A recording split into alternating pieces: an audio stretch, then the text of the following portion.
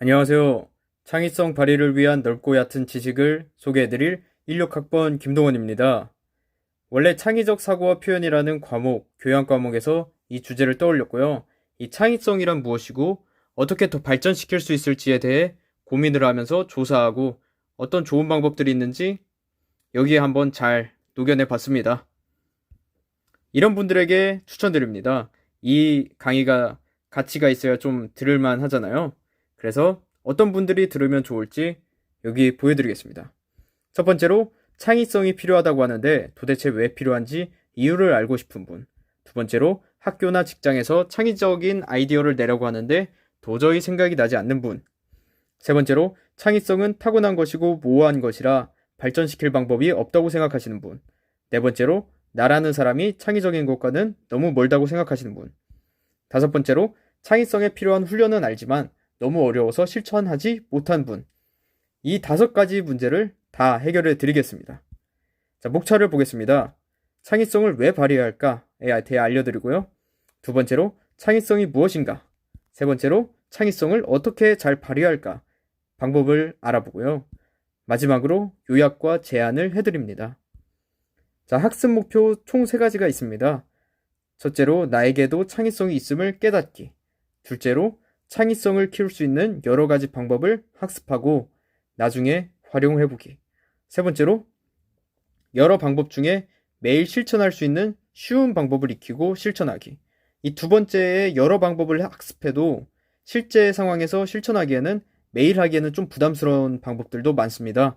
그래서 쉬운 방법 하나를 추천드리겠습니다. 그리고 그걸 매일 하면서 창의성을 한번 키워봅시다. 첫째, 이제 창의성을 왜 발휘해야 할까를 보여드릴 텐데요. 공적인 이유와 사적인 이유가 있습니다. 먼저 공적인 이유는 직업과 공공발전을 위해서인데요.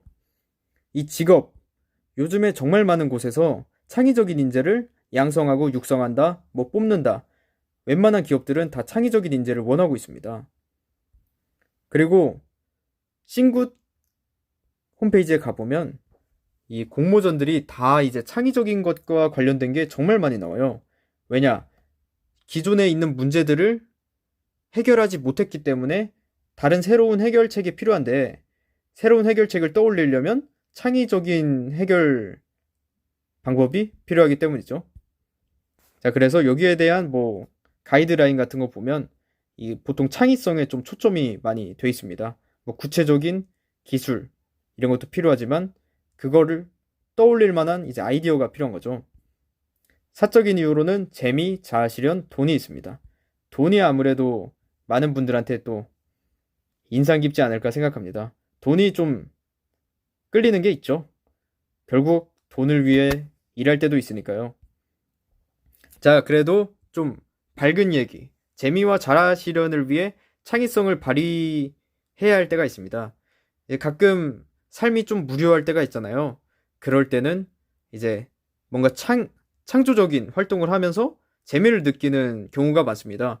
어렸을 때도 국어, 수학 같은 과목에서는 졸고 있는 친구들이 종이 접기나 아니면 미술 시간만 되면 막 정말 웃으면서 재미있게 만들던 게 많이 보였는데요. 아마 이제 사람이 발전을 해오면서 이제 창조적인 거를 좀 좋아하는 게 유전자에 남아있지 않을까라고 생각합니다. 요즘에는 코딩 같은 것도 꽤 쉽게 나오는 것들이 많아서 이것도 창조적인 활동을 하면서 재미를 느낄 수 있습니다. 거기서 꿈을 이룰 수도 있고요. 그리고 무엇보다도 돈입니다. 지금 이 그림만 해도 이 창의적인가를 물어보고 있어요. 이거를 잘 수행하면 어떻게 될까요? 바로 돈을 줍니다. 시상금 1등이 무려 50만 원. 그리고요, 공모전 같은 경우들도 그냥 해달라고 하는 게 아니에요. 이거를 이 창의적인 해결책을 떠올리고 이 구체적인 방법을 제시해 준다면 우리가 그 돈을 주겠다. 무려 1천만 원. 여러 가지 공모전들이 있는데 모두 다 상금이 꽤 큰 걸로 알고 있습니다. 즉, 창의적인 것에 대한 공공적인 수요가 높은 만큼 그 수요를 이뤄준다면 정말 많은 보상을 얻을 수 있다는 것이죠. 그렇다면 창의성이 무엇인가에 대해 정의와 오해, 그리고 창의력이 아니라 창의성이라고 표현한 이유에 대해서 말씀드리겠습니다. 먼저 정의와 오해입니다. 창의성은 보통 연결이라고 많이 표현되고 있고요.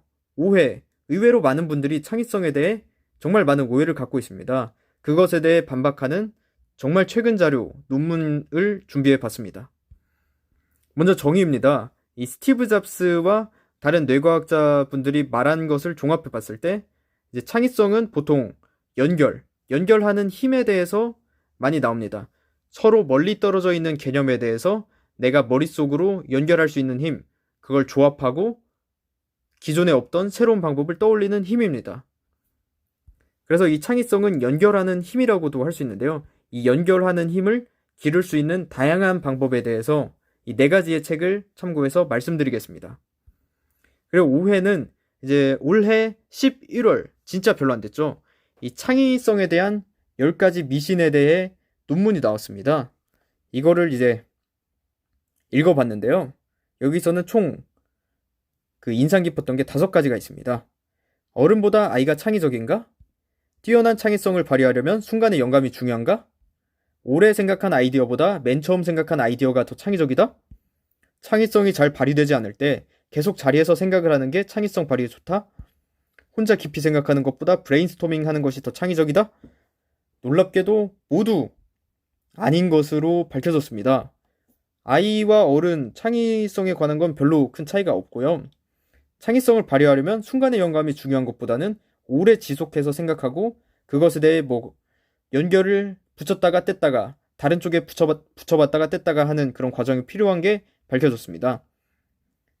그래서 결국 이 창의성이라는 것은 그 재능 같은 것이 아니라 뭔가 발전시킬 수 있고 모든 사람의 내면에 잠재되어 있는 잠재력이라고 볼 수 있는 것입니다. 이제 딱 모두 할 수 있다는 거 알아주시길 바라고요.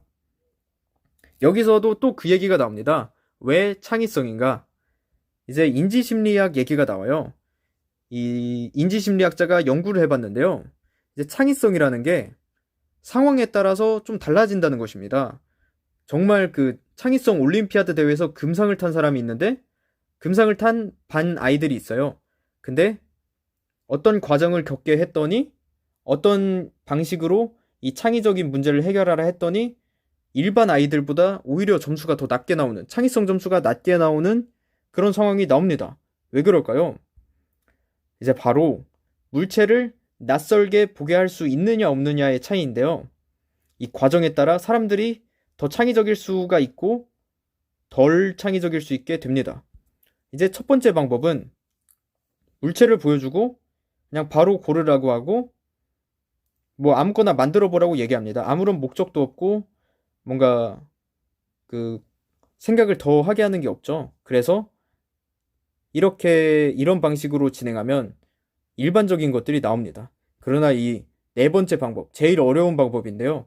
이 과정이 복잡할수록, 즉 이제 좀 순서가 어지럽고 목적이 뚜렷한데 도구 같은 거는 처음에 안 보여줘요. 어떤 도구를 써야 할지 보여주지 않고 일단 목적에 대해 생각하게 하면서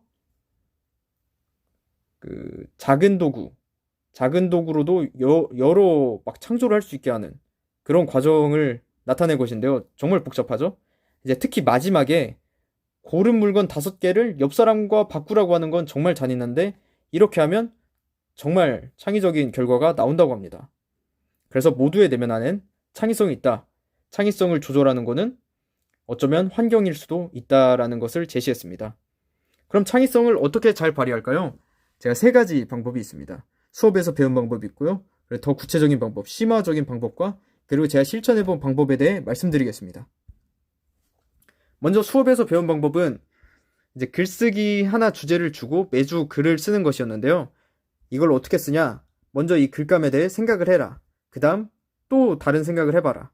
그 다음은 그 생각을 좀 뒤집어 봐라 라고 했습니다. 좀 애매한 감이 있죠. 그래서 저는 여기에 더 구체적인 방법을 찾아봤습니다. 바로 이 4가지의 책인데요. 이 4가지의 책에 하나하나 이제 핵심만 보고 가겠습니다. 일단 창조하는 뇌예요.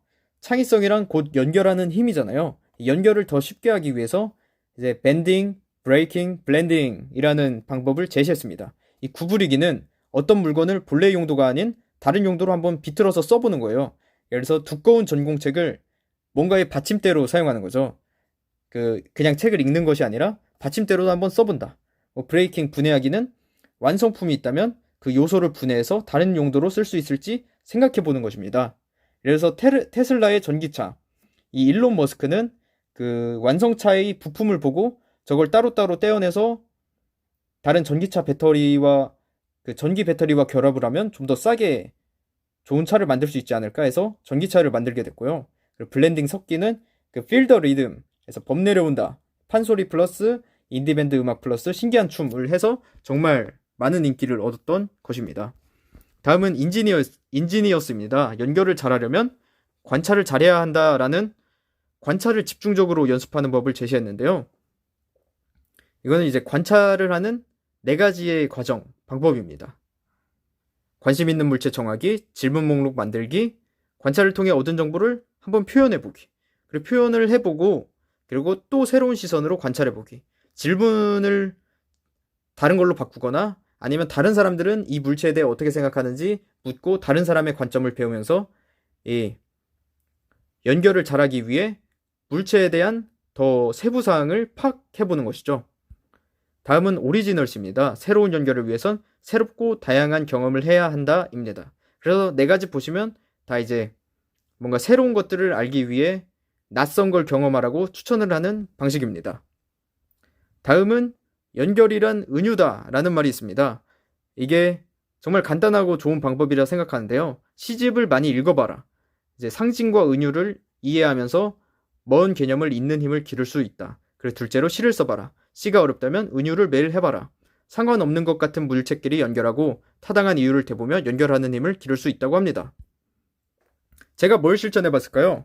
바로 관찰과 이제 은유 3개 해보는 거. 그리고 그냥 제가 생각했을 때 창의적일 수 있을 것 같아서 꾸밀기도 써봤습니다.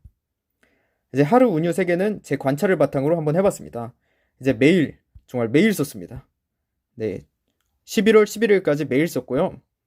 이제 점점 처음에 했는데 점점 뭔가 발전되는 듯한 느낌이 납니다. 이제 머리카락은 주식 가격이다. 많이 떨어질수록 마음이 아프기 때문이다.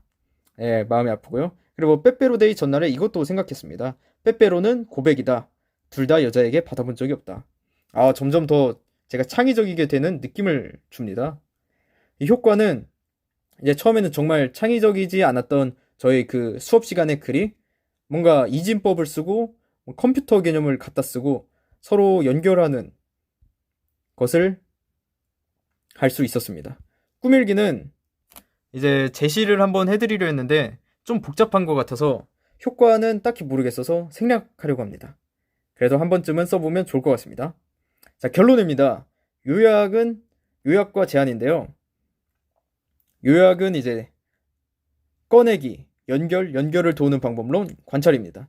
이제 모두 안에 창의성이 잠재되어 있다는 것을 이제 믿을 수 있습니다. 모두 안에 창의성이 있습니다. 이제 그걸 어떻게 꺼내느냐가 문제인데 그 방법에 대해서는 지금까지 제시를 해줬고요. 이 창의성이란 연결이다. 연결을 도와주는 방법에 대해서는 4가지 책을 제시해드렸죠.